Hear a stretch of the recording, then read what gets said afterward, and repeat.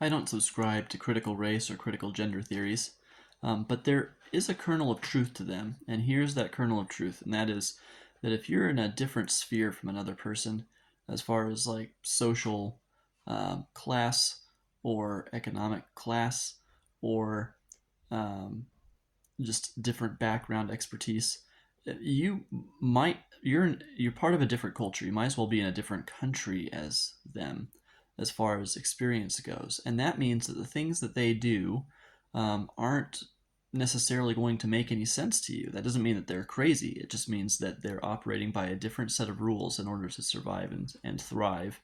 Um, and their rules may be completely logical within their own sphere. And so, in order to be able to understand them, you have to be able to put yourself in their shoes. Critical race theory says you can't do that. Um, but if you've ever read the book White Fragility, the basic premise of that book, although the language is sometimes difficult to figure that out, the basic premise is that you can put yourself in another person's shoes. Um, and by doing that, you can understand where they're coming from, the rules that they're operating by, and you can understand how to interface with them and how to have a productive conversation that allows you to support them.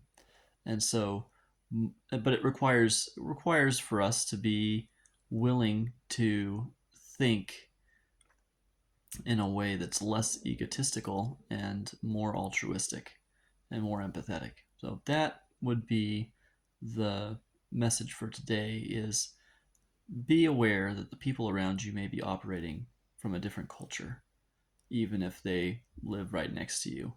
And ask yourself, um, what is causing this person to act the way that they do? And how can you support them in meeting their deep unmet needs that may be causing them to do things that you think are like self destructive? Thanks.